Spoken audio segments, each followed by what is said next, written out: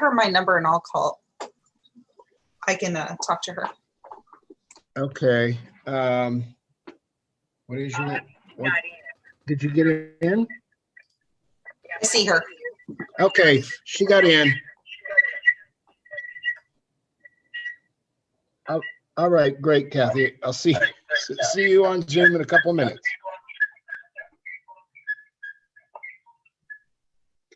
Okay, we are live on YouTube, and UGTV will start in the next few minutes.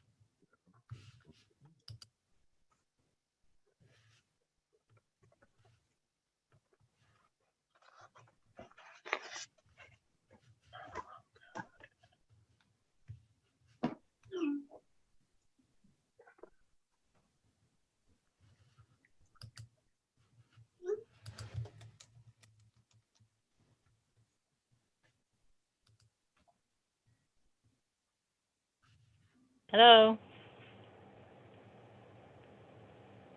Rocky. Yes, Carol. Okay, just want to make sure I was on. Still having trouble with Zoom. I got somebody else looking at it.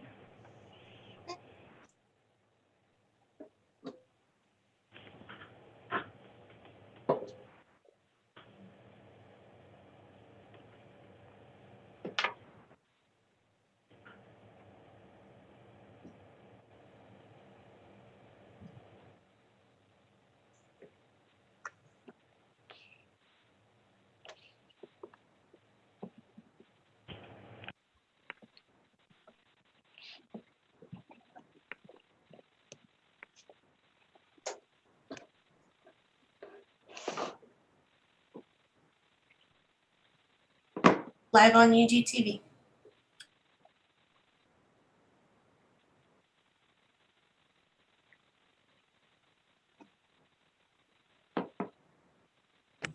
All right, I believe we're ready to get started.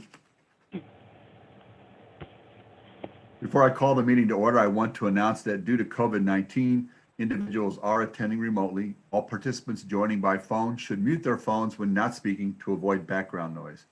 And during the meeting, please make sure that you announce yourself by name and title every time you speak, so the public that is participating knows who is speaking.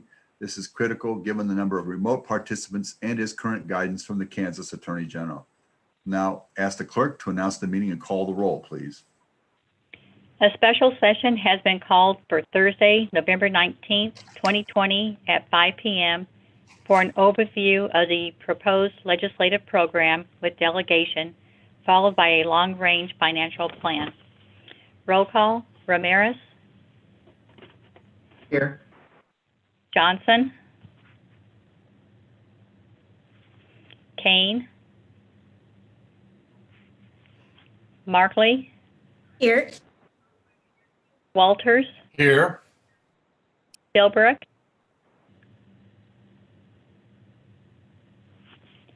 Bynum. Here. Burrows. Here. Townsend. Here.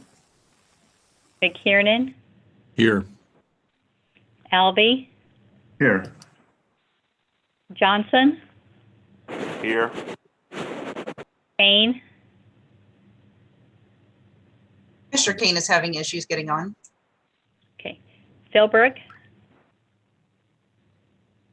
Commissioner Philbrook is also having issues getting on. Okay. That completes roll call. If you don't mind, why don't we just wait just a few minutes to see if we can get Commissioner Kane and Commissioner Philbrook on.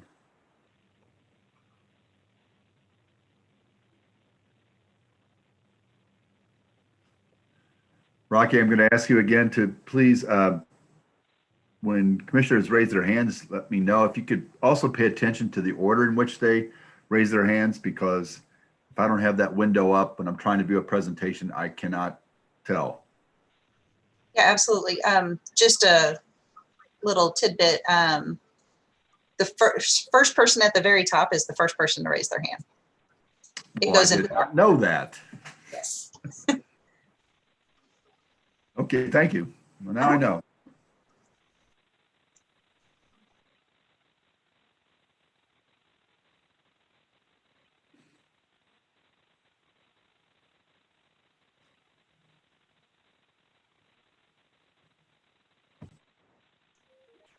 Commissioner Philbrook is coming.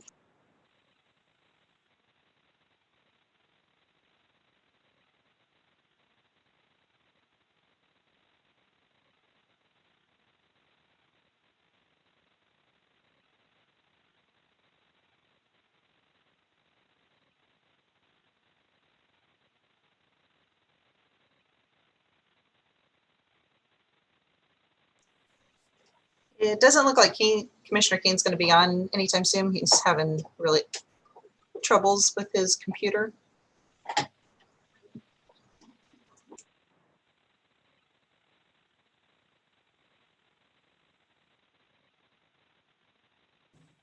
Just give it a little bit more time.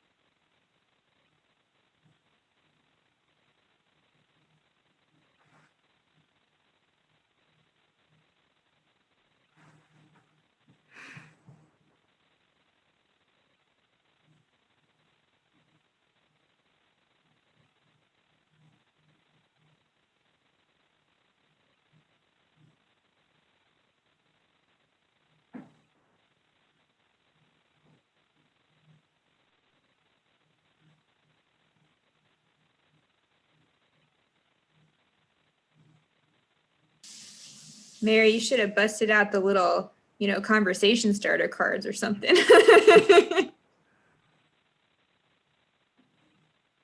don't think there's any need to bust out any conversation starters for this group. Commissioner Kane is coming on. Oh, wonderful. Okay, well, I'm going to bet on that. First of all, I want to welcome all the members of the Wyandotte delegation, State Senate and State House. We are happy to have you tonight to discuss our legislative program, and I will now pass it over to Mr. Bach. Thank you, Mayor. Tonight we are ready to present, what our commission has gone through and talked about from items we would like to make as part of our legislative agenda this year. Mayor, before I recognize Mike Taylor to go to that, maybe we should allow our elected representatives from the state to introduce themselves so we know who all we have on tonight. I think most of them are on camera, but we'll make sure if anyone else is just on speaker. So if I could reach out and I'll just acknowledge you, and maybe you could say what area you represent. That may make it work a little bit more easier to go through. So I'm just going to kind of follow as you're set on my screen. So I see Representative Kathy Wolfmore. Thank you, Doug. It's a pleasure to be here. I represent Western Wyandotte County, which includes all of Piper and a little farther into about 63rd Street. Okay, thank you. And Representative Valdenia Wynn. Good evening. I represent the 34th District, which is second to about 75th, State 2, Georgia, and very happy to join you this evening. Thank you. Representative Pam Curtis. Thank you, Doug. Good evening, everybody. It's great to be here with you again this year. I represent District 32, which is downtown Kansas City, Kansas, and all the neighborhoods to the south, going all the way to the river. So Great to be here and look forward to hearing what the agenda items are this year. Thank you. Representative or Senator Pat Petty. Thanks, Doug, and it's great to see all the commissioners. I'm Senator Pat Petty. I represent the 6th District, which extends from 7th and Central to the other side of Schlitterbahn, and from Leavenworth, well, actually a little past Leavenworth Road, to state line or to county line. So it's good to see everybody. And Senator-elect Jeff Pittman. Hey, thank you so much. It's a pleasure to be here. I'm Senator-elect Jeff Pittman, representing Senate District 5, which is Piper into about 83rd, back over to where Pat Petty's district starts on the Schlitterbahn and down through Bonner and, of course, Edwardsville. Such a pleasure to be here. And not to be overlooked, our own Commissioner, Representative Tom Burrows. Thanks, Doug, and I'm pleased to see the delegation members present this evening for our overview. I represent Bonner Springs, Edwardsville. North side of my district is a parallel. West side is Leavenworth County line. South side is the Johnson County line. The east side is basically 74th Street. So look forward to hearing our legislative program this evening.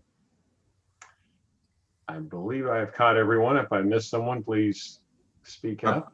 Representative Aaron yes. Coleman. Okay. Yes, thank you. This is Aaron Coleman. I represent House District 37, essentially. Turner, Morris, Highland Crest, Muncie, and a small section of Argentine. Thank you. Okay. With that, Mayor, I think we've gone through and made some adjustments based on the program that we talked about with our governing body a couple of weeks ago. Mike Taylor, who's our lobbyist that works for us in Topeka, as also with other duties with the unified government. Mike, I'll turn it over to you to present the program this evening and talk about some of our bigger issues that we have on slate that we'd like to go over with the delegation. Great. Thank you, Doug, and welcome legislators. I'm going to start and just give you a little bit of a legislative landscape so we know what we're moving into as the 2021 session starts. In the Kansas House, there will be 86 Republicans and 39 Democrats. There was a 27% turnover in the House members based on this last election. Republicans picked up 2 seats from what they had last year. That does give them a veto-proof majority, which would be a vote of 84. So if they want to veto something in the governors, it would take a coalition with the Democrats and moderates. There were several races. You know, everybody says, oh, my vote doesn't count. But I will tell you, there were several races around the state that were settled anywhere between 31 and 67 votes. So literally a handful of votes settled several of the races in the House. In the Senate, there will be 29 Republicans, 11 Democrats. There was a 35% turnover in Senate membership. That's also a veto-proof majority. And the longstanding House Minority Leader, Anthony Hensley, lost his election. So there will be an issue of who gets elected to that.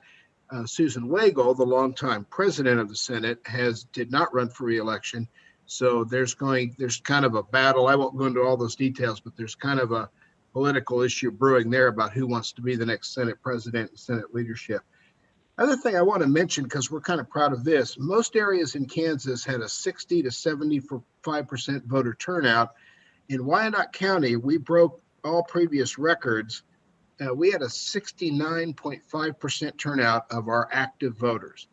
The previous record was 65%, which occurred in 2008 when Barack Obama ran for president the first time. So just kind of an interesting fact that we broke a record for voter turnout. There was a huge amount of interest. Okay, there we go.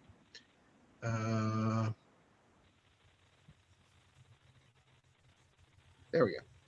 Okay, so our 2021 legislative issues, we have a few issues that are new from what you've seen before.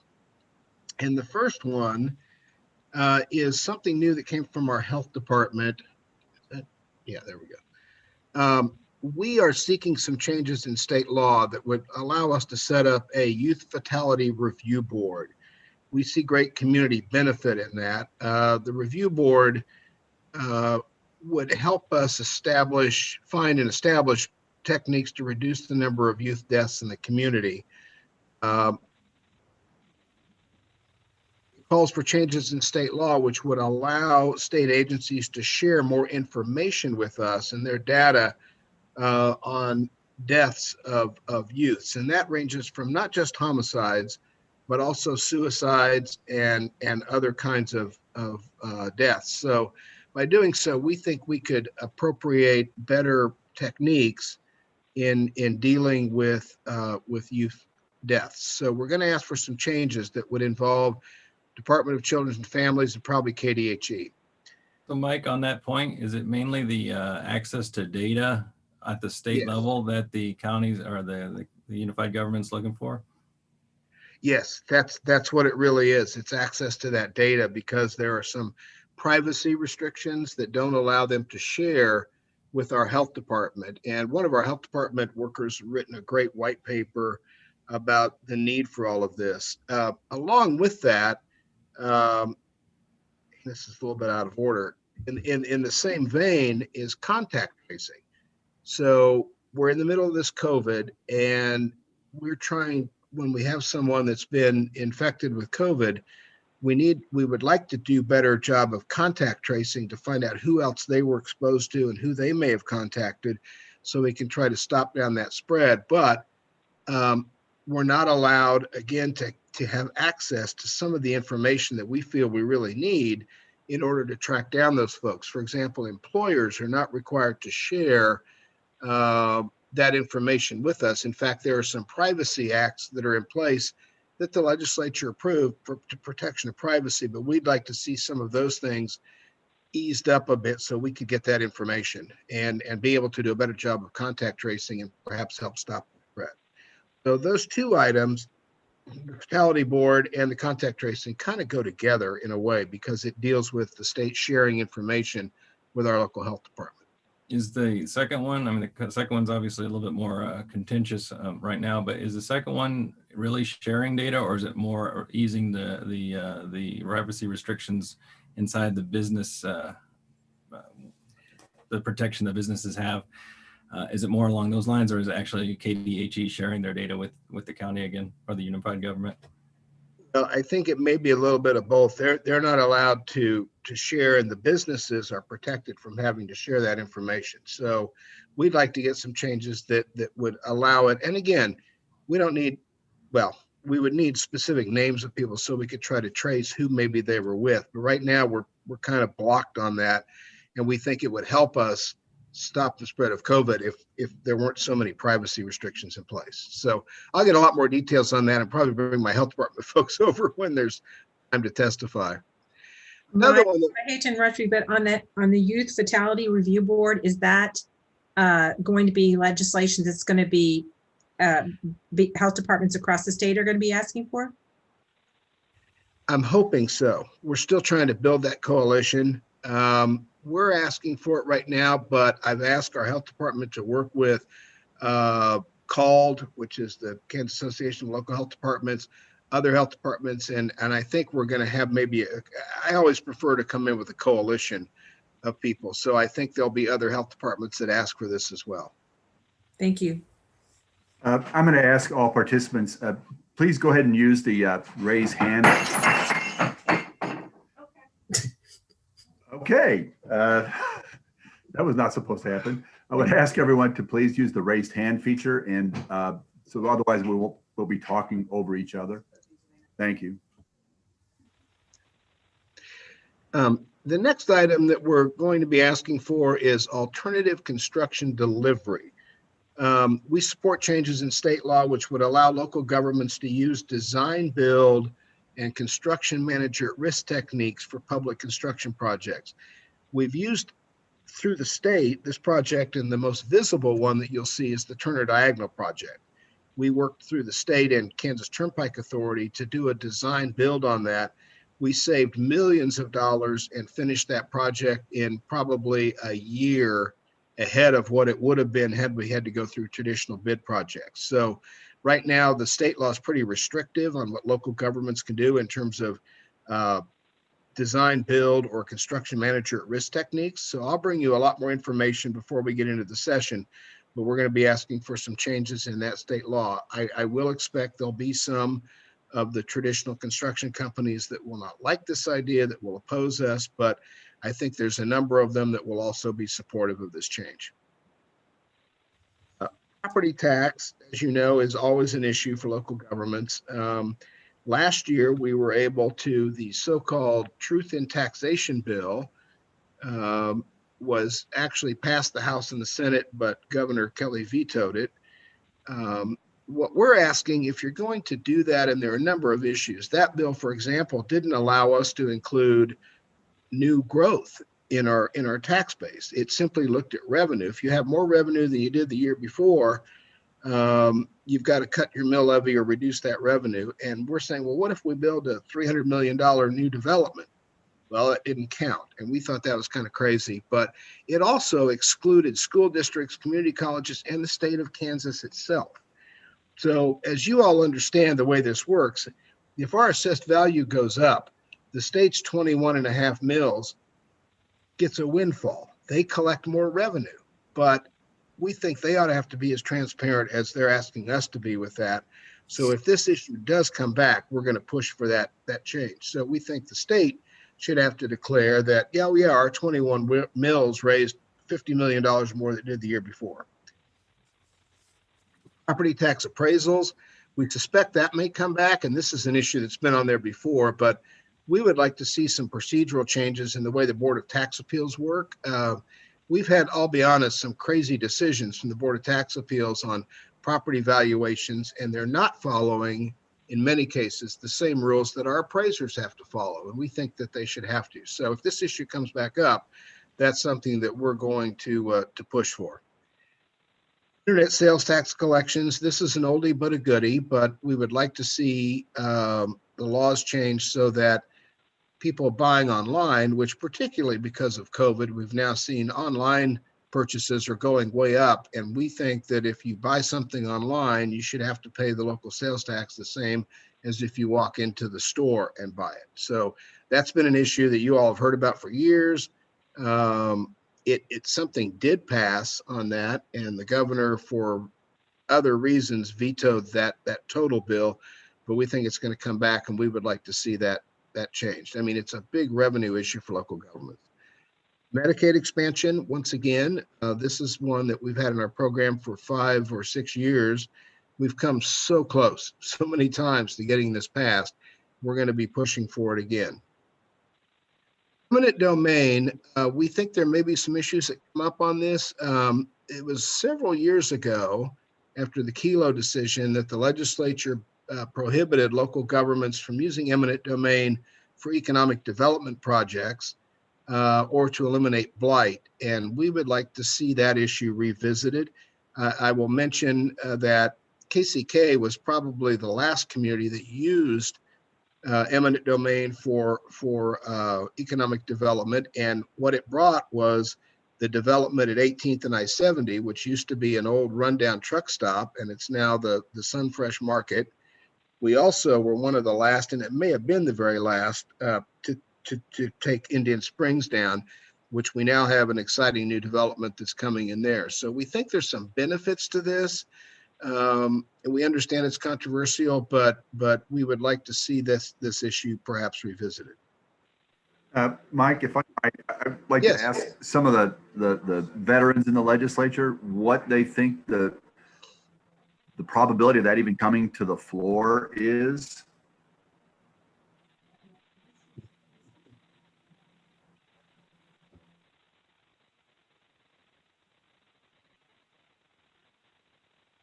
Yes, Kathy. Okay. Well, Mayor, I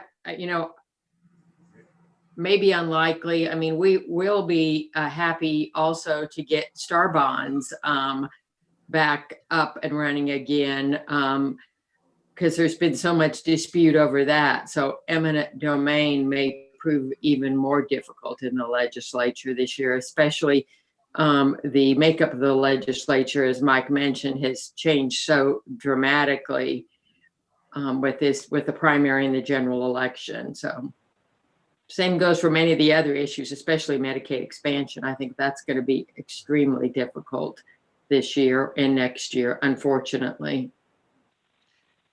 Thank you. Senator Petty?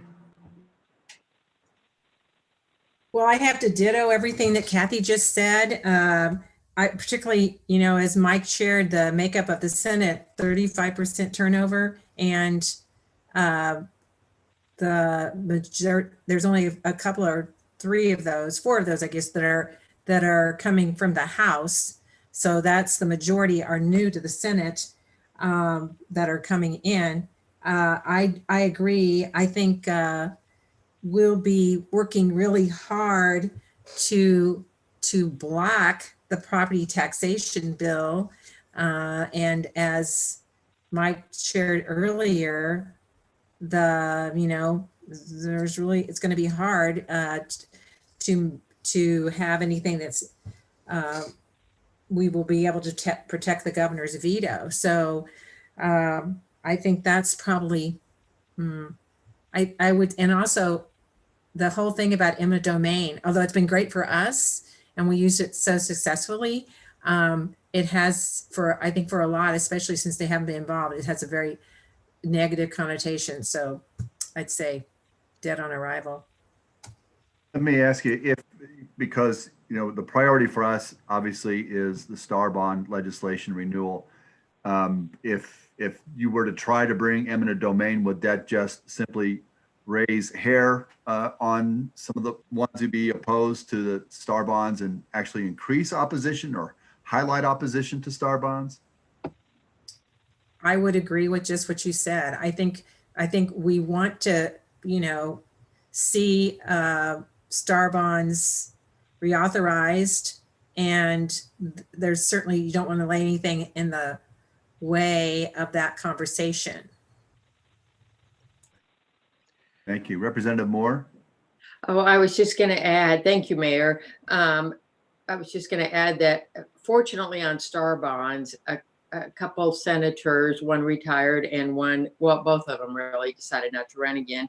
So who were opponents of STAR bonds, or maybe not directly opponents, but wanted significant changes that may not be workable for many people. They are not coming back to the legislature. So that may help us some in terms of STAR bonds. But it's just really hard to tell yet without getting a feel for some of the new members. Thank you.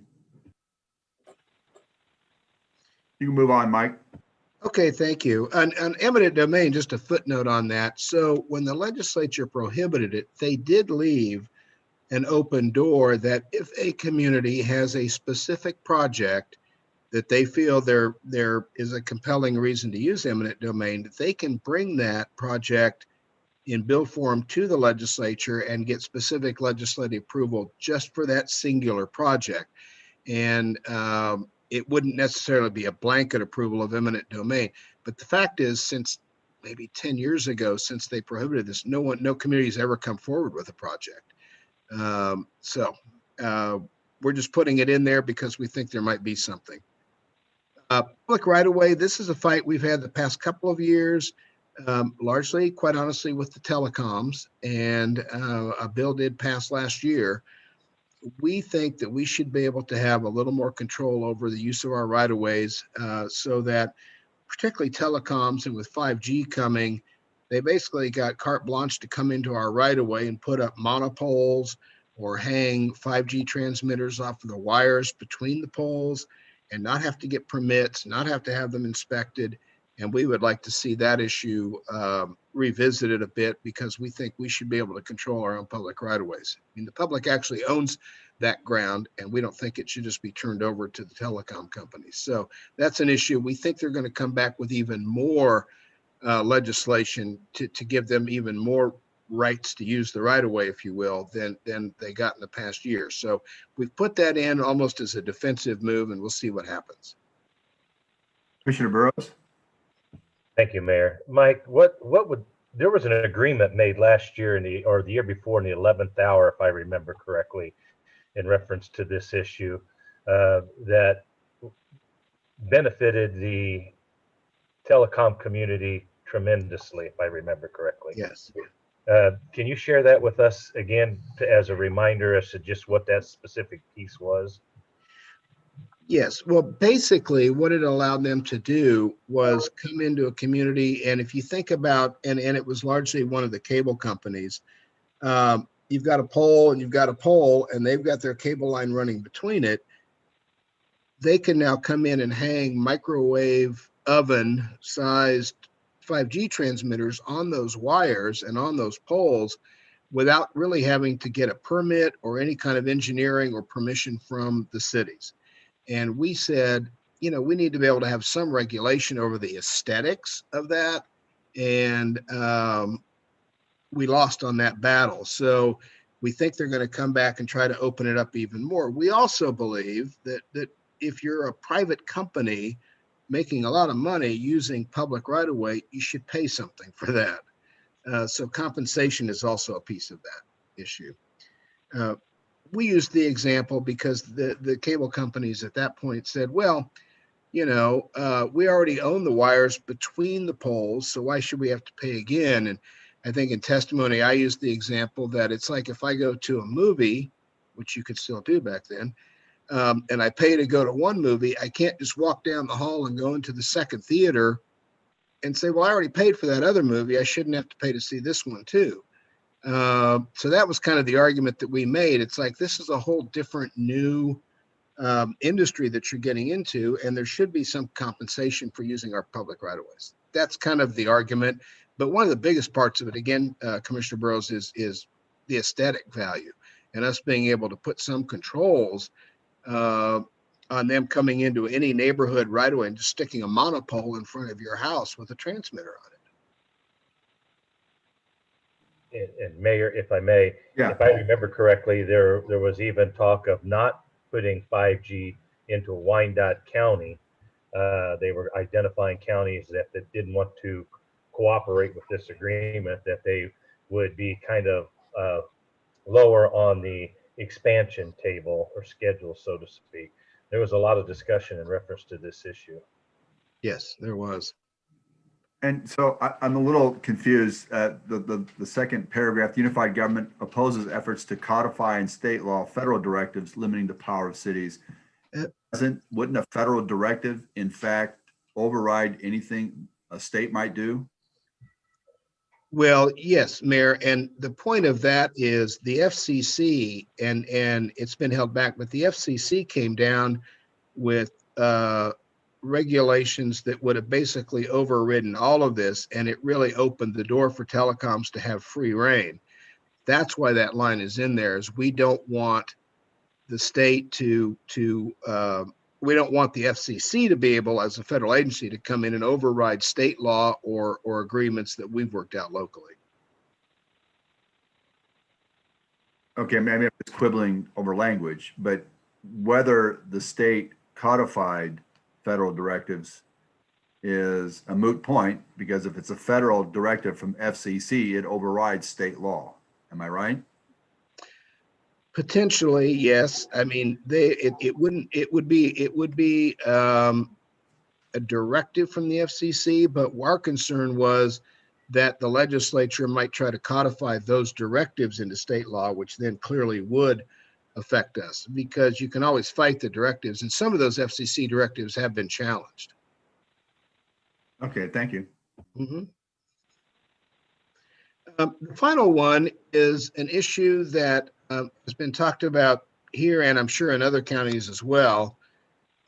We would support changes in the tax formula used to assess motor vehicles so that we can equalize motor vehicle taxes from county to county. As you all probably know, it's tied to your ad valorem mill levy for your real property. So the way that formula works, if you're in a county with high mill levies on your home or your business, you're going to have higher car taxes as well. And I don't understand how that formula came about years ago. I'm still researching that. So if you're in a county with lower ad valorem property taxes, your car taxes are going to be less. And being in the kind of a metro area that we're in, we know that we have a number of folks that drive to Johnson County and try to register their cars there because the car taxes are less. And Commissioner Jim Walters, I would welcome him to jump in, has brought this issue a couple of times, and he would like to see the basic property taxes on cars equalized from county to county to county, so that you don't have that advantage. And I'll let Commissioner Walters, if you're there, if you'd like to jump in and explain it further. Well, sure. I think you've explained the major portion of it, but when people move to Wyandotte County, they understand their taxes on their homes, and that's all factored in when they decide to buy a house and how much they pay for the house. But oftentimes they're surprised that they suddenly have to pay more to register their motor vehicles just because they moved from Shawnee to Bonner Springs or to Piper or to Wyandotte County. So I don't know that it needs to be different from county to county. There are certainly a lot of counties that have higher rates than we do, so it's not like we're the worst. But I don't see an advantage to having different taxes on the identical vehicles from one county to another. And it gives us the ability to regulate our taxes. If the state decides to sort of average the cost so that the revenue to the state overall is equal, some counties might get less revenue, some counties might get more revenue. They can always adjust their mill levies to net that out to zero if they so choose, but it puts the local counties in charge of how much they tax their citizens, as opposed to having this sort of default action that we can't make any significant change to. So that's the issue. And a lot of people do, believe it or not, live in Wyandotte County and register their vehicles either at a location of a second home or just falsify their address to register it in Johnson or Leavenworth County. So this would solve that problem as well. Thank you. Burrows? Thank you, Mayor. I had this discussion, Commissioner Walters and I had talked Monday. While I was in Topeka, I did bring it up in the committee for the economic recovery. There is discussion. The taxes generate about $680 million a year. It's set on an average of about 132 mills across the state. It was funny when I brought it up. We had this discussion in committee that a couple of the conservative senators followed me out of the room, said they were very interested in working with me on this to see about getting a bill introduced. And so I think we're going to talk about setting a cap. There will be some counties that lose money. There will be some counties that will make money. And it's a determination of finding that sweet spot. But there is interest in this issue. And the fact that I was approached after the committee to bring it forward, I think we may have some movement on this issue this next session.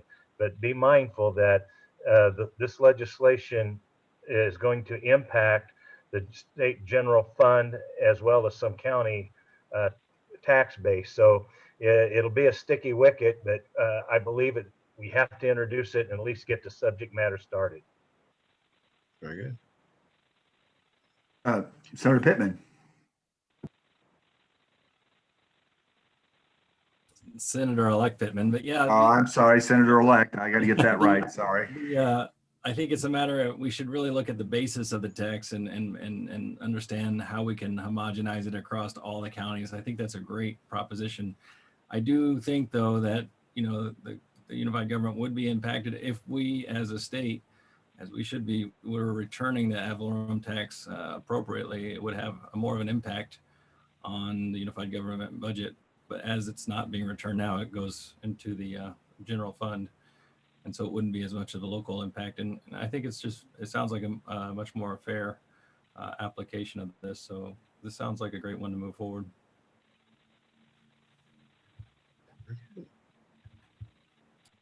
Good. Continue, Mike. Well, those are Of course, and I will send out to the delegation once the commission adopts the entire program. There are a lot of standard issues that you've seen before, things about supporting home rule, local control. These are kind of new hot topic issues that I wanted to bring to your attention. And so now I would just like to open it up for any more questions or discussion between yourselves.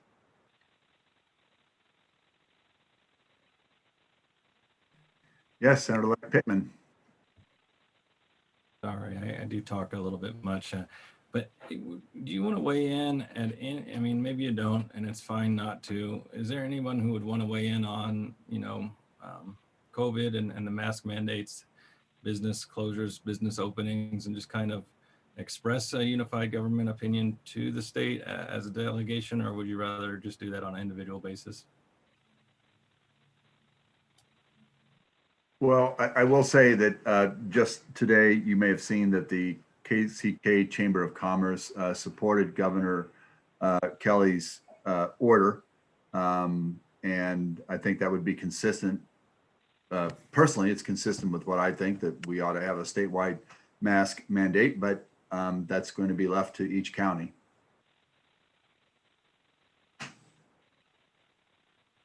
Commissioner Ramirez.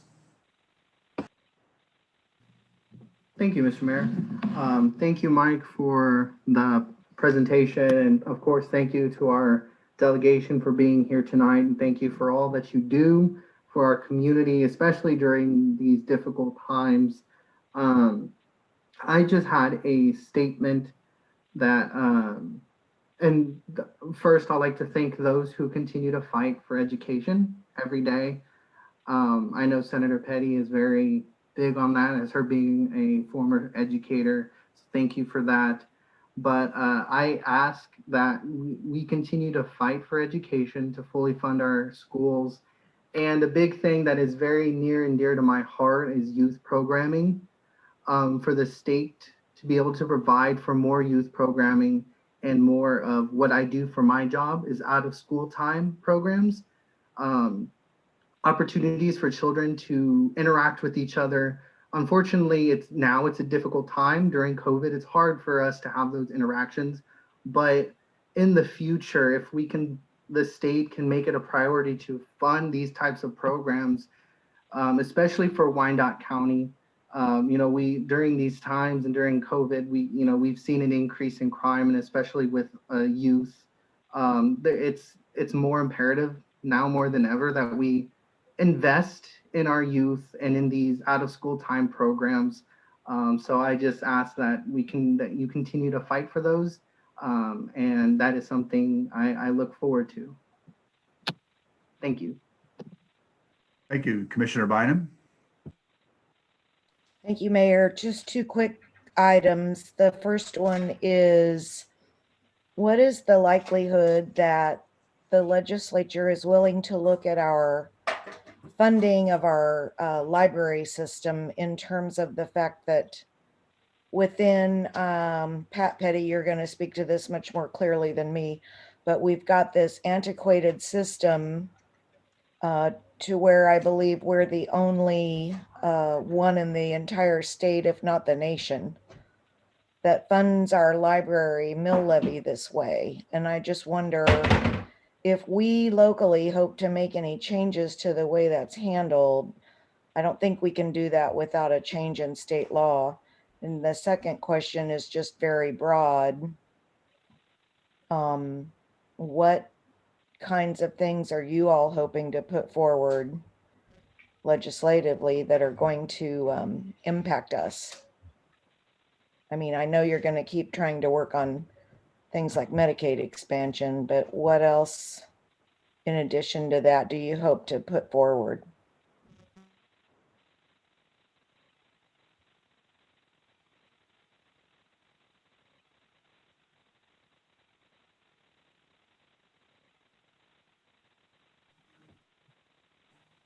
Senator-elect Pittman. Thank you. I cannot speak to the library piece. I'm just not advised. I don't really know much about it, so I can't speak to that one. But I know that I'm going to continue to push. I really want to see us put a veterans home that, put us on the list with the federal. That's a kind of a personal agenda of mine that I've been pushing for the last couple of years in Northeast Kansas, whether that's Wyandotte, Leavenworth, or the Shawnee County. I'd like to see us have a veterans home that's funded 75% by the federal government, the VA system, and have it located in Northeast Kansas where we have a high concentration of veterans. And I'd like to also see us continue to push veterans and special use courts like drug courts that will help us alleviate the prison population with better remediation techniques, better ways of helping solve some of the issues people are in prison for. So those are some of my personal agenda items that I'm hoping to push over the next 4 years. Thank you. Those are great. Thank you, Representative Wolf-Moore. Thank you, Matt. Thank you, Mayor. Although it's going to be a very difficult slog to get anything done with Medicaid expansion, I do think we have to keep pushing for it and keeping it alive. Although the environment in the capital has gotten worse for that, the need for that has gotten greater. Every state around us now will have Medicaid expansion. And that's particularly difficult for Kansas because especially on the border communities, like we are to Missouri, we're likely to lose many of our professionals across the state line, particularly mental health, because of all the money that will be flowing, federal money that will be flowing into mental health and community mental health centers to the states surrounding us. So I think that's a new pressure talking point for us. In addition, with the pandemic and the number of people unemployed, there are families now that would be newly eligible for Medicaid expansion, and because they've lost their job due to COVID, they might be eligible for expansion. So I'm hoping that's another way that we put some pressure on our legislative colleagues. Once again, I'm not optimistic, but I do believe we have to continue to push. It's probably the single greatest thing that would help improve the health of Wyandotte County residents. Thank you. Senator Pittman, you had raised your hand again. No, sorry. I'm sorry. Thank you. Representative Curtis. Thank you, Mayor. And just a couple of things. I mean, I agree with what everybody's has chimed in with the issues that we might be dealing with. I think a lot of this year is going to be dealing with the budget, with COVID response, COVID recovery. I expect that, I know there's a committee that's been meeting about the emergency management response. And so I expect that we may see some things there in the area of emergency management. I know the delegation will continue to fight for restoring local control for prevailing wage. I guess, another issue that has come up for us that impacts us here locally, that I'm not sure what your opinion is control over the election commissioner. So more accountability locally versus it being at the Secretary of State level. So that would be something else. And then another thing that I worked with Healthy Communities with last year, and we are talking about continuing that effort this year, is a bill for auto expungement of very low-level crimes, kind of the low-hanging fruit on that. So anyway, those are just a few things to add. Thank you. Thank you. Representative Burrows. Thank you, Mayor. And I agree with my colleagues as to the issues that pertain to this. Here's the real, here's what we need to be mindful of. We have a conservative legislature with very few moderates left in the House. The bills that will be coming forward, it will be up to us to stop the mean-spiritedness and the overreach that these bills will have in reference to impact to our communities and or to the programs that we hold and value very dear as Democrats. But we have to be very concerned about the redistricting and what it could very well do to Wyandotte County. And that will be an issue that will have much attention and much discussion over the next, possibly the next 2 years. Depends on how, if it goes to the courts and what they decide to do. I support the independent committee to set that up. But the tax lid is still going to be a discussion in reference to how local governments spend their money. I think Mike talked about it earlier on. when we first got started. And Kathy mentioned the star bonds issue. With the revenue tightening up the way it is, I believe that we're going to see a conservative approach to tighten down expenses and tax giveaways within the state legislature. And we see the value of those programs and what we've been able to accomplish in our community.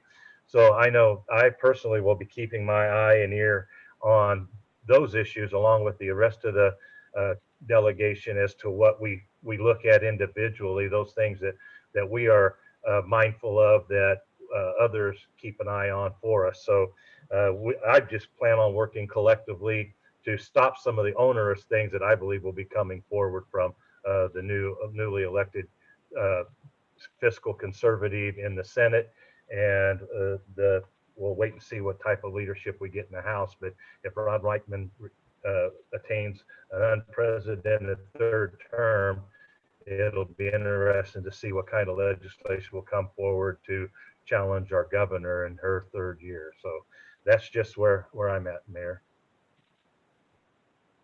Thank you. Commissioner Ramirez? Yes, thank you, Mr. Mayor. Thank you, Representative Curtis, for mentioning about the election commission and commissioner.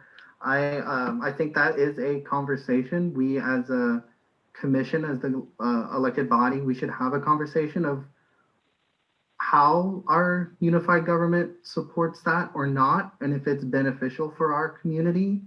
I'm not gonna say if I support it yet or not, but I think it's a conversation we should have if that is something that may come to the legislature. But so I just think, again, I think that is a conversation we should have.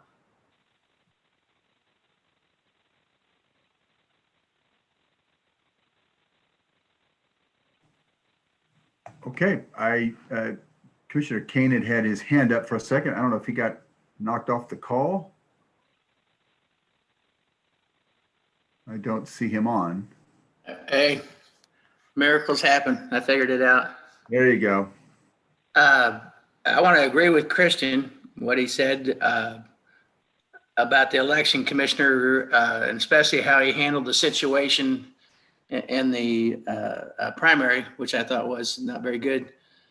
But also that regardless of how many people are in Topeka and what their party affiliation, we should push as hard as we can for prevailing wage.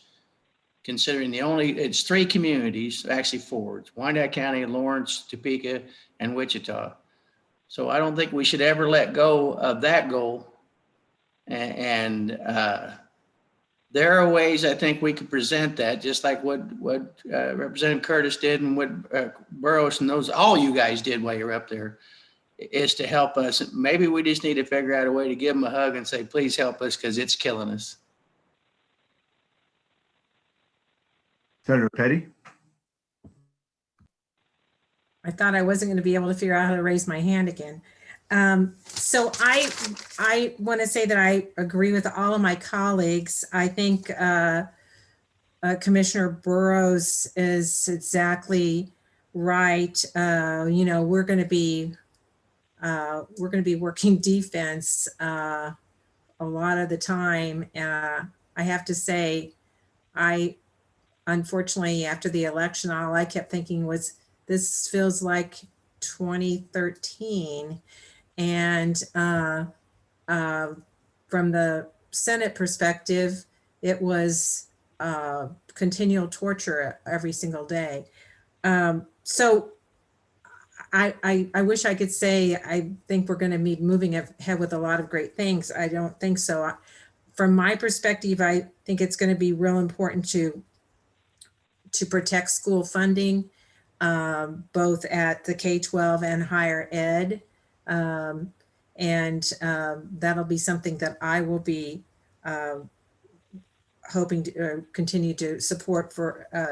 And I agree with Kathy. I'd love to see Medicaid expansion, but I don't see the numbers in the Senate. We couldn't make it happen when we had moderates. Now we really don't have any moderates. And so and on the Senate side, we don't know for sure who's going to be in the majority party, who's going to be in leadership. It's pretty likely it's going to be Senator Masterson, but who will make up the rest of that. And so there's so many roadblocks in the way of anything happening. I do think that when looking at the UG issues, there may be support for that youth fatality review board, and hopefully that it would be moving ahead as a statewide effort, because there's a lot. I'm serving on mental health revitalization reform committee, and which has been meeting all during the interim, and so there's a lot of interest in mental health. That's just one piece of it. So and also the youth fatality review board wouldn't carry with it a big price tag, so I think that makes it attractive. The contract tracing, we ran into issues with that in the veto session, so I don't know that would change. The alternative construction delivery, that actually is supported by the Secretary of Transportation, and as something that I know that the Department of Transportation would like to see moving ahead. So I think that, I don't know that that'll happen, but there is support there. It's going to be a really difficult session. When it comes to the library deal, Melissa, I would say, I think there's a lot that needs to be done at the local level to have a discussion of, yes, you might want to see funding to be different, but remember it's not just the UG that's involved, it's the Kansas City, Kansas School District that actually is, oversees all of our Kansas libraries. And so there's a lot there. So it's been talked about in the past about having a committee at the local level to talk about how that would look. But I would say that certainly should be where that effort would begin, and not want to start it at the state capitol, because the further away, and that's not impacting anybody else but us. So there really would, be very little interest that might not necessarily, and the interest that could come about could be negative in its impact. So that's just my thoughts about the library.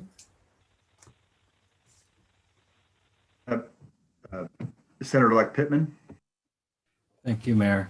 I'll try to make this my last thing to say. I know it's getting long here. I'll just say that, given whatever the party makeup, we need to remember we are in Northeast Kansas. We're a powerhouse of economic development in Kansas, and we need to make sure we keep reminding our state that we're developing, we're the Kansas City area, and it's where a large base of the tax revenue comes from. And I think we can make allies, and we can talk about local government to Republicans and Democrats. And I think we can make a case about why local control is so important, because there are a lot of people that have shared priorities. So I'm hoping this isn't all doom and gloom. I think if we look at it like working people need to have prevailing wage and find some allies who have more of a union background in the Republican caucus, we can do things and make some alliances. So I'm very optimistic on that front, maybe naively so, but I think we can do good work in the state of Kansas still. I'll also say that we need to keep an eye on redistricting this year to make sure Wyandotte County is not subject to any kind of gerrymandering that brings in Wyandotte with some crazy scheme to bring in Western Kansas and water down the votes somehow. So I think that's something all of us need to watch to make sure that Wyandotte stays a collective voice and is not split somehow down the middle in some weird ways. So that's my last statement, promise. I would just comment in terms of the alternate construction delivery. When the Secretary of Transportation presented her program to the League of Kansas Municipalities, there seemed to be kind of a heartfelt reception to that process.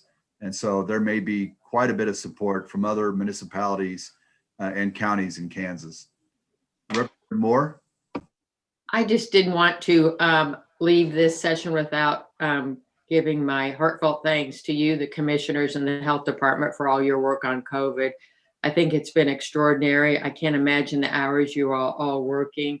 The health department, I think, has been phenomenal and really shown in the metro area. So anyway, I just wanted to offer that and my sincere thank you.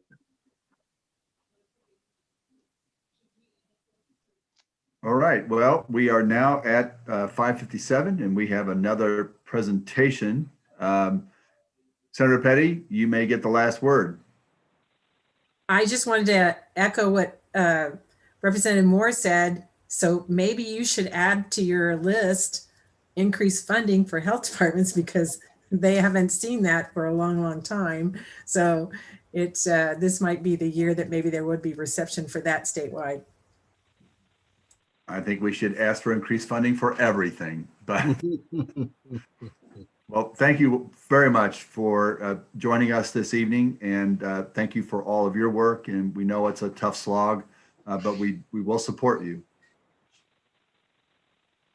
Thank you. That concludes this special session, this presentation. We'll now move to a presentation on the long-range financial plan. Mr. Bach. Thank you, Mayor, Commission. As the Mayor said, the next section is about our long-range financial plan. I think what's key that Ms. Von Atchen is going to go over tonight, and a few things that are important for us to look at, is while we started this year last summer, we were really uncertain, a lot of uncertainty about our financial situation. What we did know at the time was we had many businesses closed, sales taxes were kind of shut off at the spigot in many accounts, and we were uncertain for that recovery time. One of the things you'll see in tonight's presentation is that our recovery was a little bit better than we had originally anticipated. I think it's really important to note that as this governing body went through it, we made some pretty big decisions to reduce our budget last summer. So we put the impact on our 2020 year and not dig ourselves into such a hole that would impact us for years to come. I think the way things are projecting right now, and I will qualify that with, there's a lot of uncertainty still out there with COVID and the reality of some of our biggest sales tax months really finishing with the end of November and December to come. But Kathleen's gone through built forecasts that show us trending back up, which is a good thing. And we're not having to dig ourselves into a deep hole to come out of for years to come, but we're not as good as we were where we originally started last January building our projections. Kathleen, you want to go ahead and click, yeah, for the agenda, thank you. So going through this first part, the agenda will go through the economic indicators and drivers, an outlook that she will present to you. She's done a great job of doing a baseline forecast for everything. And I think also you received this information in advance this week to go through it. Plus yesterday we were able to submit to you additional, more detailed information. I think that's kind of a takeaway to go back and look at with some of these forecasts. So with that, we go through it and make some good conclusions as to where we're at, what we think our projections will be for the future. We do all this forecasting because the commission looks at this in building a plan for the future. You know, when we step back away from it, if we really don't think about where we're going to be in a few years from a financial health, it's hard for us to say, well, when Mr. Fisher comes in from Public Works and we talk about how much money we would like to have or we need to have to build and keep up with our streets, so we're not looking at crumbling streets around the city and know we need to put millions more into that program. We have to tie this over to this forecast and say, okay, if we continue the trend we're doing now, what happens to it? How do we maintain those sustainable operations and identifying the opportunities for further investment in all of the 7 goals, not just Public Works, but everything that we're after and what we want to spend. So with that, I'm going to turn this over to, let's see, Kathleen, is this still mine? No, I believe this is Kathleen. So I'm going to turn this over to our Chief Financial Officer, Kathleen Von Atchen, and let her take us through the presentation tonight. And hopefully we'll be able to get through this. It's at 6 o'clock and have some time for some questions before we go to our 7 o'clock meeting. Kathleen? Thank you. It's Kathleen Bonachin. I'm the Chief Financial Officer, and I would like to thank Doug Bach for his support in developing this. He's provided a lot, some quality input. Also, two assistant county administrators were involved, Alan House and Melissa Seabend. And then Renee Ramirez, the HR director, really helped, as well as my team. And so the presentation tonight is only concerning the general fund, but the report that will be online tomorrow on the finance department website, it's a 100-page report, and it concerns all the other governmental funds of the unified government. So first off, in the presentation, I'm just gonna focus on, because of the interest and due to COVID and the changes we had to make to our budget, I'm really gonna center on a focus on 2020 and 2021, just looking at how revenues and personnel costs are expected to perform through the end of the year. But then later on, I'm gonna look at the major assumptions behind the forecast, those larger tax revenues, and then also personnel, just to give you an idea of what built the assumptions that built the forecast.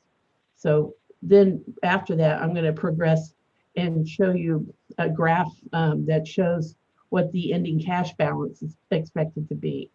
So I did want to just tell you, warn you ahead of time that the cash balances don't look very good coming, into the future, because basically our revenue growth is slower than our expenditure growth. And so there are some challenges that are not insurmountable, but are definitely, the point of this is not to really predict the future, but to develop a plan, but to aid us in developing a plan, knowing what the facts we have today. Doug mentioned that we took a number of evasive actions during the 2020 amended budget and 21 budget to address the impacts of COVID. And of course, we weren't really clear what the impacts would be, but at the time, but we did make dramatic actions. And we also elected to use roughly $7 million in fund balance in order to tie us over. And that's why you have fund balance, is for that rainy day fund. And it certainly was a rainy day. Luckily, we were assisted by CARES Act, but also we were able to back off on our personnel costs, and then sales tax came in much better than anticipated. So we are weathering the storm better, but the out years in 2021 are still at risk, and we're definitely hoping there is additional stimulus money coming. So all of those actions result in us, renewing our disciplined commitment to priority-based budgeting and as a means to achieve our sustainable operations. And so with that, I did want to let you know that feel free to interject and ask any questions along the way, okay? So just two quick slides to give you some idea of the economic indicators. There's some that are on the bright side and some that are on not so bright. So the first ones are that our median household income has remained consistent in 19, consistent with 18 at $46,000 or $47,000. Annual average wages were $55,000, which was a 7% or 4% increase over the prior year. And median sale of prices on homes has been up. In fact, it's up 15% as of September of this year, compared with September of last year. So very significant. Home sales are really going up, and it will impact property tax revenues that we collect in 2022. On the downside, though, we know that unemployment has gone down during this COVID year, and it was around 14.9% during May and April. It's now down to 7.4, and we expect it to trickle down to 6.5 in 21. Retail sales in the county are expected to go down around 6% this year, and then recover only by 5% in 21. And then in the out years, 3% for each year. And single family building permits were down this year, or in 2019 by 15%, but that is offset by an increase in new residential units of 268. So as I mentioned, I'm going to focus in the near term for the city and the county, just to give you an idea of how we expect to perform through the end of the year. And this is the city general fund. This Kathleen, this is Commissioner Philbrook. Just a quick clarification. Sorry, I put my hand up, but nobody wants to talk to me. So I'm just going to barge in. That's I can't see hands up. So okay. So anyway, back to the slide before this one, please. Okay. So when you talk about single family building permits, so what about commercial building permits? I didn't see that mentioned anywhere in any of the pages that you sent to us. Maybe I missed it, or well, no, I didn't include it. So I don't know offhand what that was. I do know that my analyst, Mike Grimm, gave a presentation to the Administration and Public Works Committee last week, and we can forward that PowerPoint because it has a lot of information on the performance of the permits. Well, yeah. I didn't notice well, I'll talk to you later about it, but I thought I wanted to know what kind of effect it has, because we do have a lot of commercial building right now. So that's all. Well, great. I don't have that on the tip of my tongue. Now I know. Thank you. So this column over here is the 2020 year-end estimate. What we're expecting revenues of 142 million to come in, with expenditures of 143 million. So we're only expected to use our rainy day fund by about 800,000, leaving us with a fund balance or cash balance of $17.6 million. So we came in with a cash balance of 18.4 million. So I'm provided here the original budget as well as the amended budget, so you can see the impact of COVID. So we amended the budget in July. The original budget was adopted last year. And the impact of the revenues is that we basically expected to lose $10 million in revenue. Ultimately, we only lost about 7 million. So that's very positive. On the expenditure side, we expected to spend 153 million, and the amended budget was at 147 million. And in the end, we're expecting to spend only 143 million, which is about 4 million less than we budgeted. And that is due because the administration has been following and monitoring our vacancies very, very closely, and not filling positions that, or at least only filling positions that are essential. It's also because we received CARES Act dollars, which reimbursed costs related to public safety. All right. So, and we'll get more into that. There's more detail later in the slides.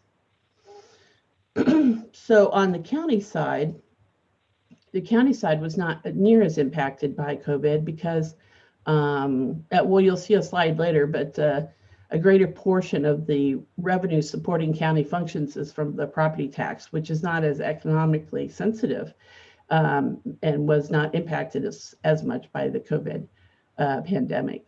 So the revenues we're expecting are 63 million and offset by expenditures of 67 million for a net negative of $4 million.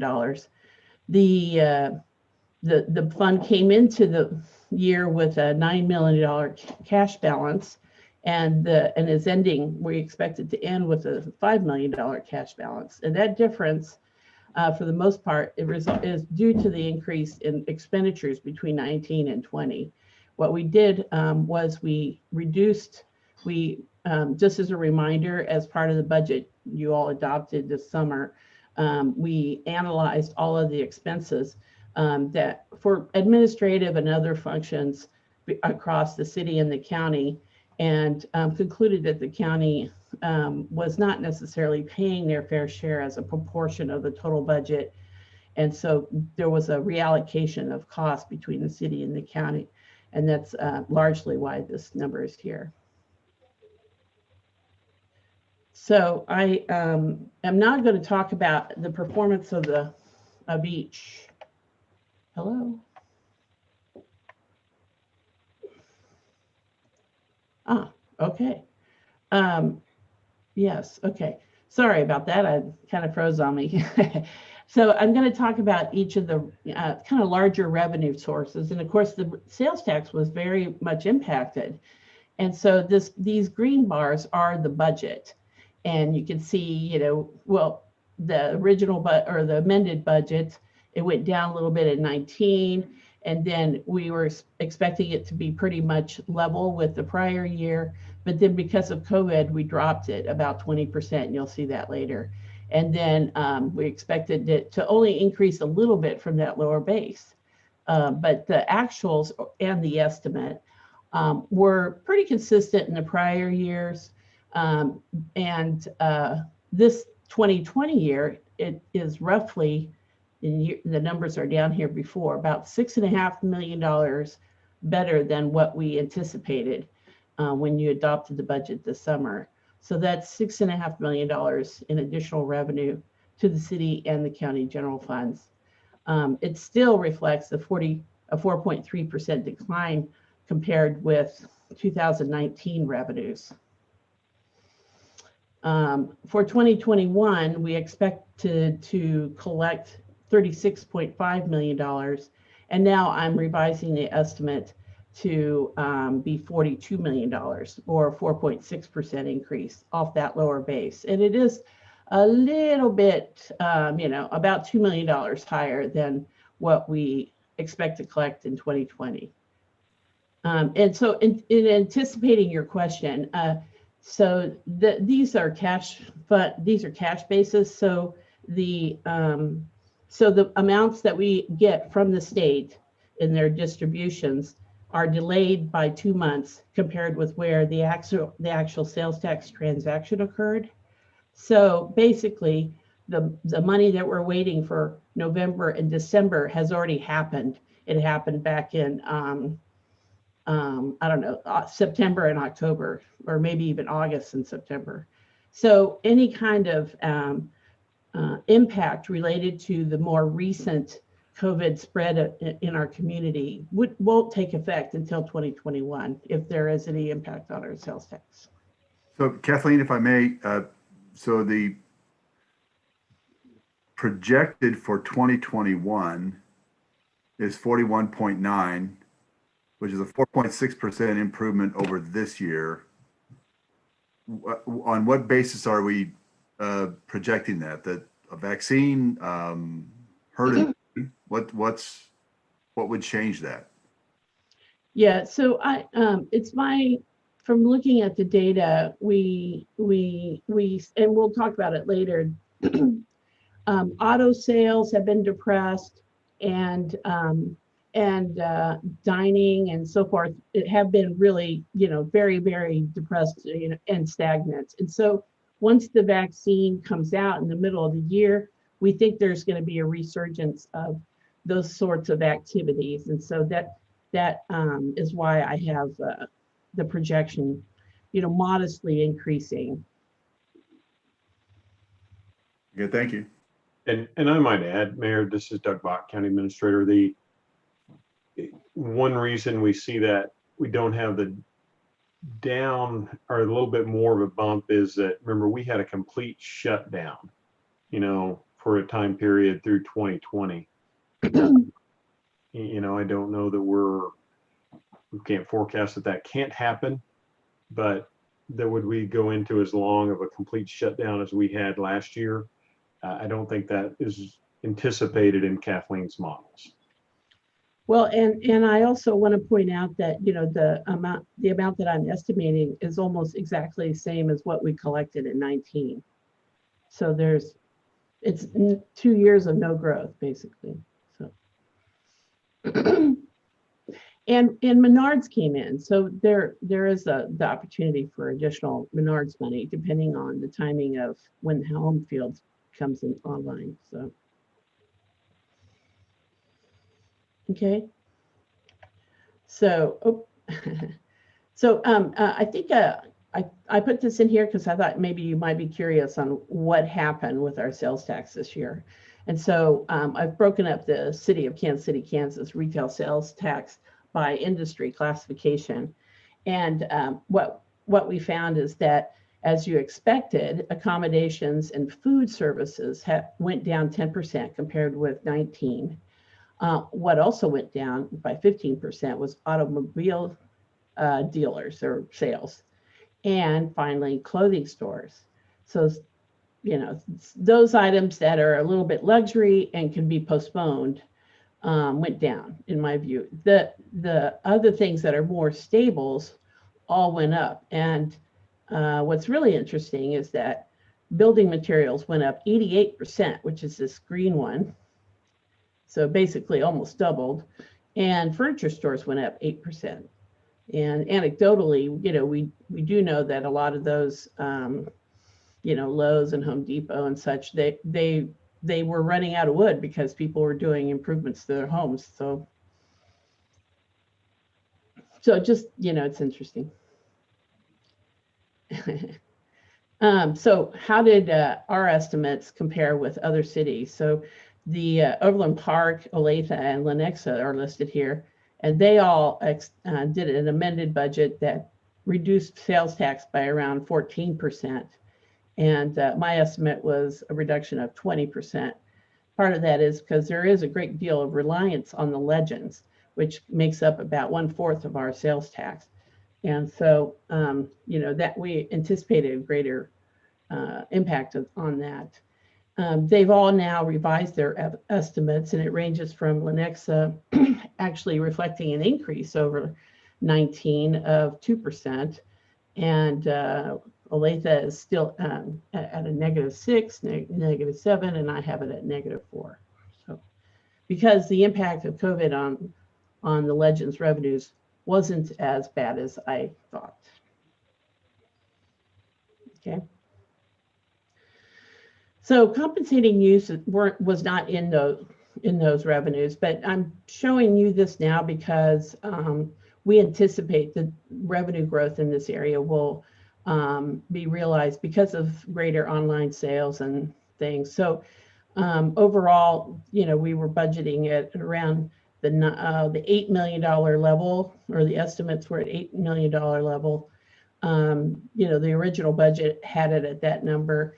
I bumped it up to 11 million because we were anticipating that more people will be buying things online. But given the tax collections over the past 10 months, I think that it's going to be around the $10 million level. So I've revised the revenue down about $1.5 million in 21. It still is increasing by 19% over 2019.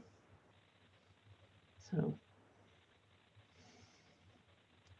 the final largest revenue source is the BPU, and I have a few more years here just so that you're, so to give you a little context. So in April of 18 and then April of 19, there was a 4% electric rate increase. This is the electric BPU pilot. There is also a water pilot that amounts to about $5 million, but this is the largest one.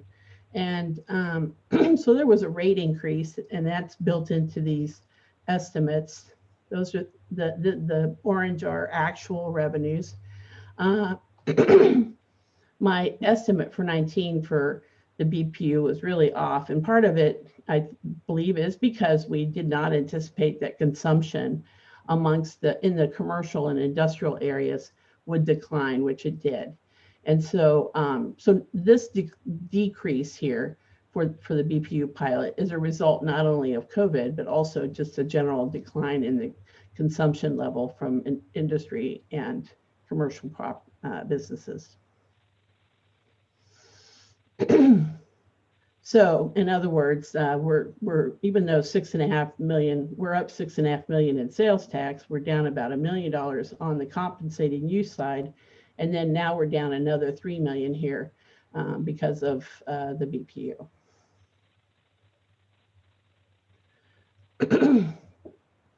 So the largest driver for personnel costs, which make up about 75% of the total cost of the city general fund, is personnel. And so I broke this up into the different categories so that, just so you can see it. So over time, most of them is salaries, but there's also costs related to health benefits and other insurance, workers' comp and such. And then our pension costs. Okay, so as you can see, we've been pretty consistently increased between 2 and 3%, 2 and 3.5%. 19, we're anticipating a 2.4% decrease, and that is because we are holding positions vacant, and as they become vacant, we're only filling those positions that are essential. There's been very close monitoring of all those positions. And the other reason it's declined is because we received a reimbursement from the state, from Federal CARES Act dollars, the state's SPARK committee, and it was a reimbursement for public safety expenditures related to COVID fighting activities. So those reimbursements reduced the cost because basically we moved all that reimbursement expense over to the grant fund.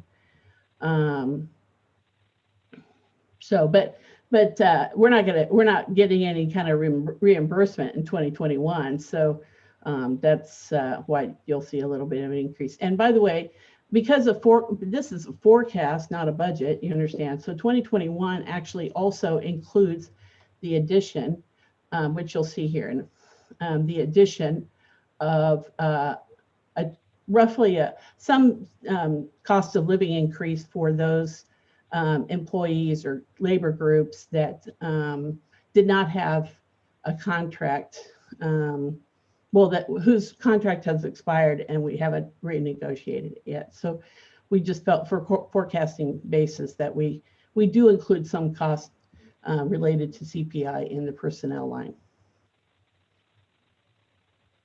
Okay. Any questions on this chart? So that's what made up the 2020 and 2021 general fund. These are the major cost drivers. And Kathleen, go back to that slide. Yeah. What is that trend line, the white trend line? All right. So over on this side is the dollars that represents the bars here. All right. This line is actually the percentage change from the prior year.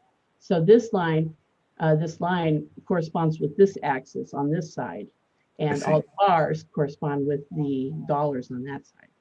Thank you. It's also the same, that line, the actual number is down here. Gotcha, thank you. Any questions?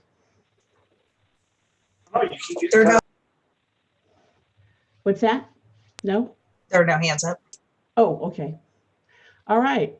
So as I mentioned, now I'm going to go through and share with you the forecast assumptions. So the assumptions I used for building what I think are going to be the revenues and expenditures for the next 5 years, beginning in 2022.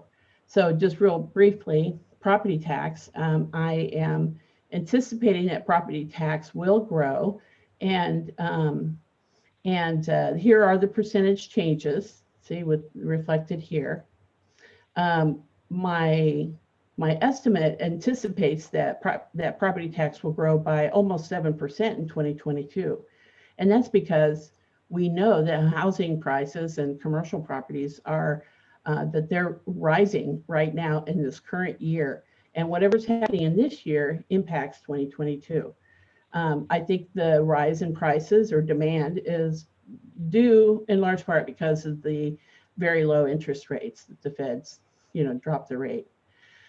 So, but in 2023, I anticipate that there may be some delayed fallout from next year from COVID as unemployed people struggle to make their payments on their homes and end up selling and downsizing. So there may be a drive, where demand lessens, and so the rate of growth will be smaller. And then the increase in 2024, aside from normal level of increase for property value, which is roughly about 4.5 or 5%, there's an increase because we anticipate that various economic development projects will be completed, and that the property tax will be paid by those firms. And then this is just normal growth. So, okay. Now, in the additional information, there are 3 other slides that talk about the factors that go into property tax revenue. So if you want more information, you have the information on assessed value, the delinquency rate, and then also what the mills are. Okay. Of course, it assumes no increase in mill rates. I forgot to click here. So this is, I just wanted to show you, residential, right, is staying relatively low. Then you bring in the commercial level, which is, this is where you see that bump up because of additional economic development. And then you fold in a little bit of the personal property, which is declining due to state statutes. And then we've got the utility portion. I forgot I had the animation here. So it totals around 75 million for these 2 funds. Kathleen, to be clear, for 2024, you're looking at those properties that were abated, for instance, the General Motors plant, that will now be coming back onto the tax rolls fully? No, I have, well, okay, that too, sure. But I'm actually, those numbers are already built in too, the abated ones that come back on. What I'm actually looking at, if specifically for that year, is that there are several economic development projects that have been approved, and I'm assuming they're going to get constructed and built in 21, 22, and 23, and that they'll start paying property tax in 24. Gotcha. Thank you. Mm-hmm. All right. So the forecast for sales tax is I expect it to bump up from a low level in 22 of 4%, and then to only increase by 2.6% in the future. So now the reason for that, you would wonder, why is it so low, 2.6? The thing is that 1/4 of the sales tax is actually coming from the legends, and the amount that we get from the legends is capped at $9.6 million. Any kind of incremental growth above the 9.6 in that area goes to pay the soccer bonds. So it sort of depresses or diminishes the growth rate when you have a good portion of the total capped. So so I have retail sales estimated based on economic forecasts. I have retail sales growing about 3% a year in these years. But because of that cap, it drops it down to about 2.6. So very conservative, and certainly you can argue that it may improve over time. So compensating use, I do have it growing. I have it increasing at a faster rate, 4.3%, and that's because of the anticipation of additional online sales over time. And then the last large revenue is the BPU. So the pilot just does not grow very much year over year. There's not a lot of inflationary increases. It's relatively flat. So I have it improving in 22 as perhaps payable or receivables are collected, but then resulting from the COVID, but then I have it pretty much flat at 1.5% in the future. So a conservative estimate. On the personnel side, I have built in an increase in cost of living increase for all personnel across the board, a same very kind of modest cost of living increase. I have built in about 5.7% increase for health benefits, which reflects an inflationary increase for medical costs. And then I built into the pension line is the expectation that we will be making payouts for the expected, silver tsunami that I talked about last year. So that's in there. So the combination of all those things results in, roughly a 3% annual growth rate over the period. Okay.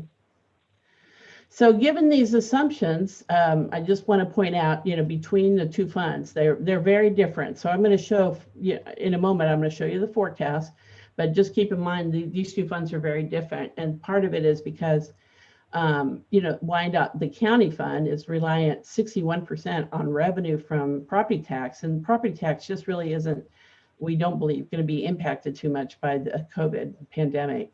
So their revenue structure is continuing to grow as it would have been had the COVID not happened. Whereas on the city general fund side, between sales tax and franchise tax, the 60% are collected that are economically sensitive. And so their growth rate is, or their general performance is really kind of, been stymied a little bit. So, or quite a bit. So you'll see here in a minute.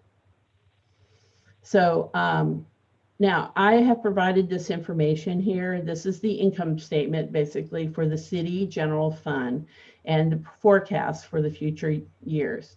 And there's a lot of numbers here, so I'm not going to go over them in detail because I have a graph that on the next page, it kind of summarizes the bottom line for this fund. But overall, all of these categories up here are the major categories of revenues. And then down here are all the major categories for expenditure. And so how this works is, just with your own bank account, the money coming in is how much we collect, and then how much goes out is how much we spend to provide services to our public. And so then the difference between the amount we collect and the amount we spend is what this one is, the net revenue or over or under expenditures. It's sort of the net, this is how much we will use in our cash balance given this activity in the given year. So down here, which is called total cash balance at year end, that's how much you have in your checking account, how much you had in your bank, it's cash.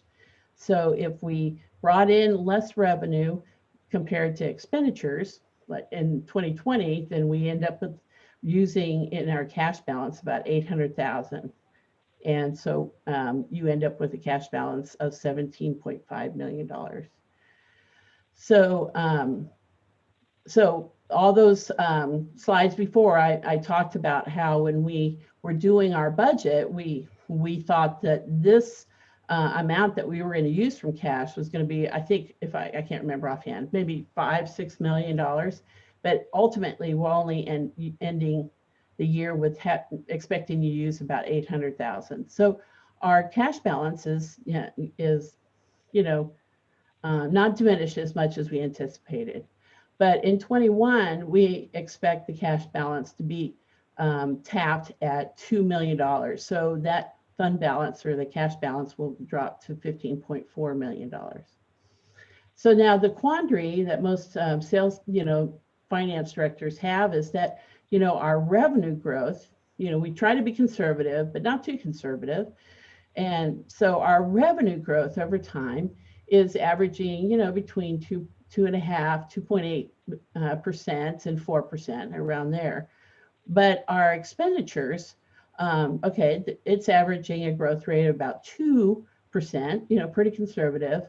But we're going into, but the total amount of revenues coming in every year is consistently less than the total amount of expenditures we are anticipating. So for example, in 2022, we have $151.5 million in revenue. And in 2022, we have $158 million in revenue. So there's a net difference of about $6 million. And So that would seem like it's pretty dire, because down here, you know, as you do that, then you end up going into a negative cash position. But how to repair this is to actually go to talk with all of our departments and identify services that can be performed more efficiently to better address the residents' needs in a more efficient way. And if we only identify 2%, for example, of our total expenditures and diminished our budgets by that amount, in the very first year, we would wipe out all of these negatives, because any kind of reductions in the first year carry forward, because they're exponent, you know, they carry forward.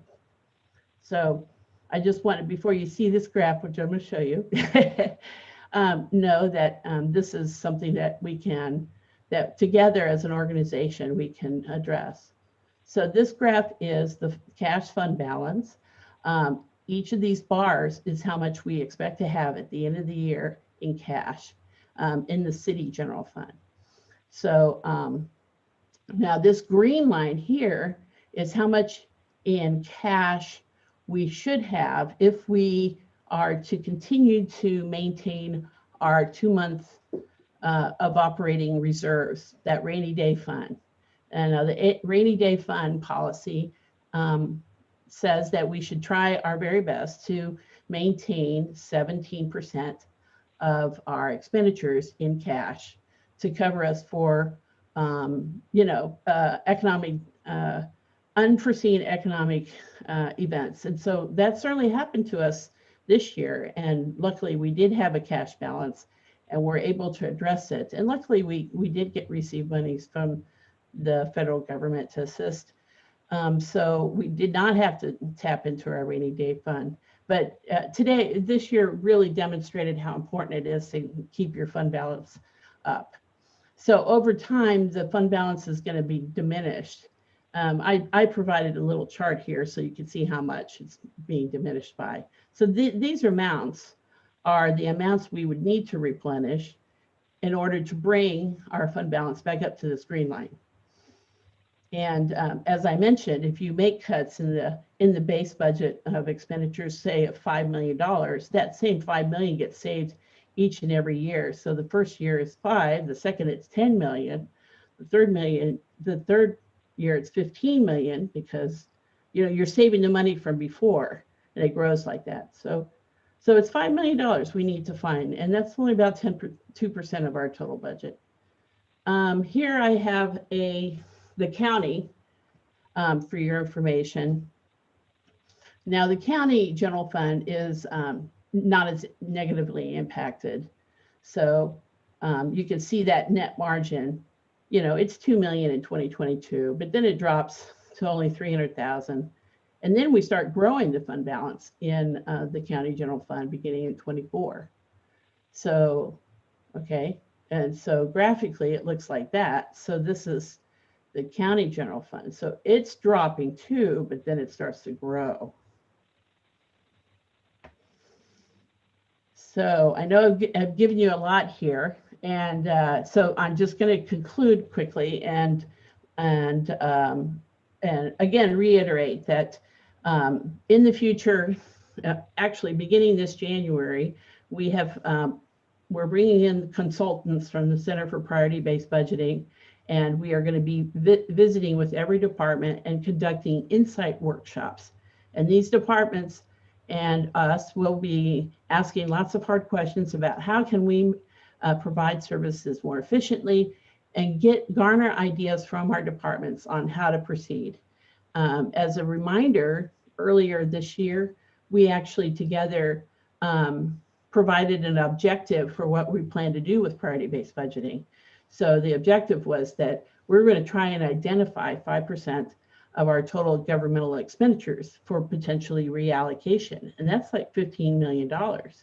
And we gave ourselves about 4 years to do that. So we're going to brush off that goal and continue to pursue it. You know, we were interrupted a little bit by the COVID, but now we're going to pick that up and do it again. So, and then the other thing is we're also going to continue to pursue new sources of revenue, such as economic development projects that pay tax revenue, and as well as housing infill initiatives that will grow our tax base. So with that, I'm happy to answer any questions. Thank you, Kathleen.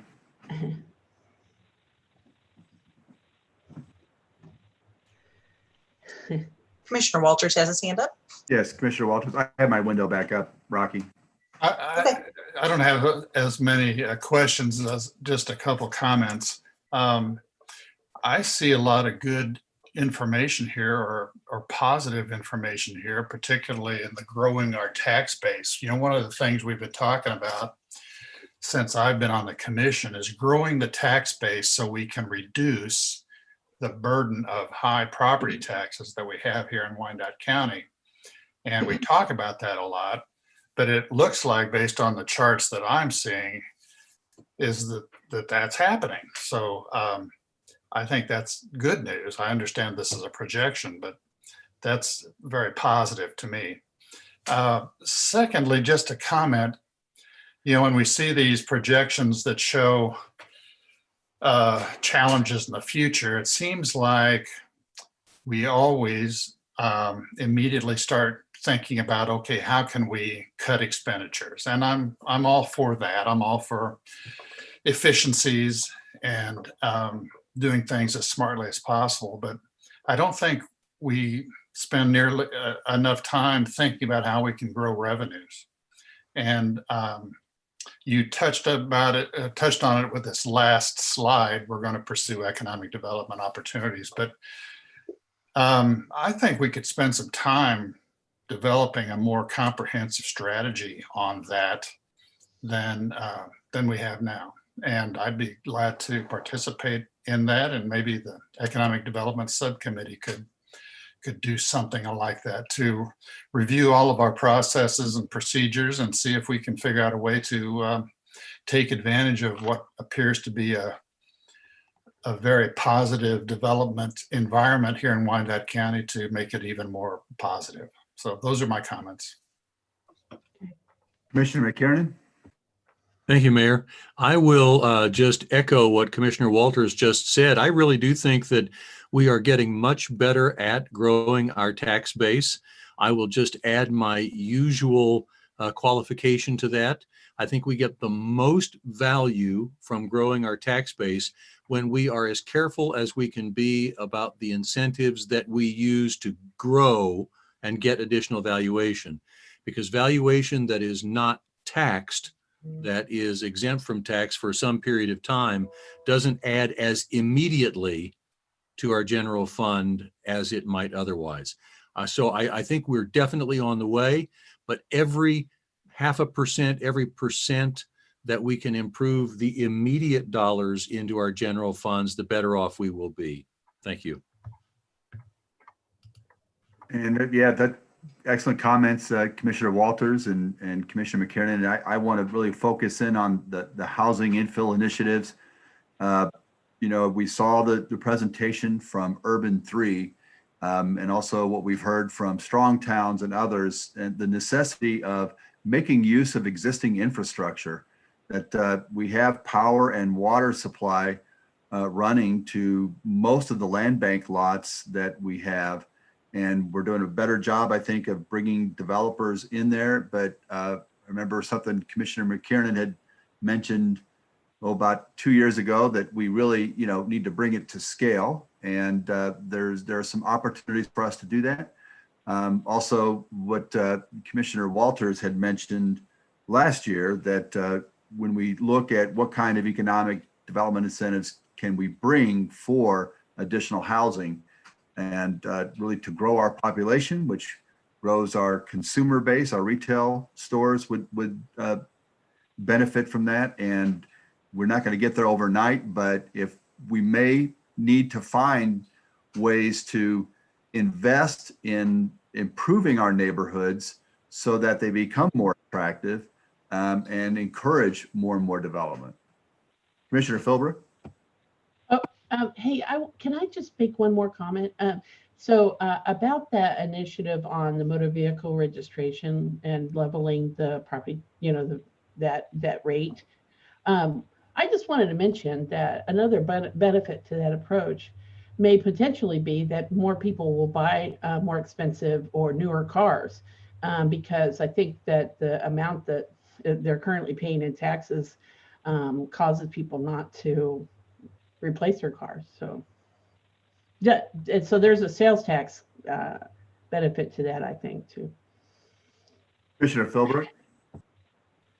Yes, Kathleen, thanks for saying that. I have to agree with all of that. I agree with everything everybody has said, and I just really want to emphasize that the housing infill initiatives are going to be a big help for us, because we need to look at a lot more 55 and older housing, and I'm saying that selfishly because I would really like to get into a patio 2-bedroom home with an apartment type atmosphere where I don't have to mow the lawn and stay in my district. So I know that we lose a lot of folks over to other areas because we just don't have that kind of housing. It's nice to see we're getting some, but I'd like to see some of it move a little bit further, towards 635 if we could. The other thing is that I so appreciate this type of presentation, because the numbers sometimes make my eyes cross, but it definitely does help when you have the bar graphs and all of the other stuff. It really helps it gives me a visual perspective to it. So thank you so much, Kathleen. My pleasure. Commissioner Burrows. Thank you, Mayor. Kathleen, you're absolutely right. The purpose of that bill introduction would be to encourage additional sales, and especially for those communities have a number of auto dealerships as well as repair shops as well as car manufacturers. That discussion's there. I would encourage my colleagues to review Jerome Powell. He is the chair of the Board of Governors of the Federal Reserve. I had the privilege of listening to his speech and got a copy of it the other day when I was looking at the economic recovery for the state of Kansas. And his presentation isn't all gloom and doom in reference to our economy and where we are. As I stated early on last year, and Kathleen, we talked about the conservative number for our sales tax and our compensating use tax. The state has seen a tremendous increase over what they projected, and it's changed our forecast also. I mean, people still need to buy goods and still need to buy products, and we are looking at, on the state side, additional ways to deal with the compensating use tax. We have a continued opportunity here, as Commissioner Walters stated, about our lowering our mill. We see the appraised valuation of the property in Kansas City, Kansas continuing to grow. And the hardest thing is messaging that to the people in our community, is that property does have value. And best thing we can do as commissioners is encourage those that have property in Wyandotte County to continue to invest in that property. And that means to do the upkeep, because and not punish them for that by raising their taxes because they painted their home or put new gutters on. But that increase also sends a message into our community that the beautification of our community is happening, that rebirth and that stabilization comes into play. We need to keep young families in this community. They will be the lifeblood of this community. And I'm one of those gray hairs that could leave at any time. I choose to stay, but it doesn't mean that that will happen. So we need to have housing stock that allows them to move in, that's affordable, that is warranted for what it is they need, and has amenities around it to supply whatever their families may need, whether it's recreation purposes, purchases, whatever it may be. I don't see the forecast as dire as some may see it. I think we're holding our own, and in some areas we're even doing much better than people anticipated. But I'd encourage you to look at Mr. Powell's speech that he gave to the Federal Reserve. I think it gives you some insight as to why things are holding their own right now, and that the economy is stable. And we have a few hiccups here and there, but I believe we're going to pull through this. Not saying we'll pull through it without more pain, but we're going to pull through it better than what we did through the what are they back in the 30s, the Depression. So, I mean, that's the light at the end of the tunnel. And some of the decisions that you all have made as commissioners is reflected in the budget and how we've been able to cut it down. I believe there's opportunity to save the additional 800 and some thousand. Kathleen says we're going to have to take out of the general fund reserves, but I think there's ways to save that and carry that zero balance and then grow it quicker. But that'll be a discussion for another day collectively.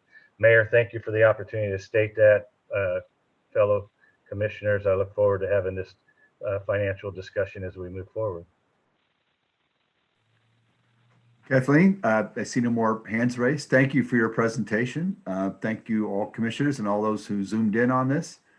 We will now adjourn the special session and come back together at 7 o'clock for full commission.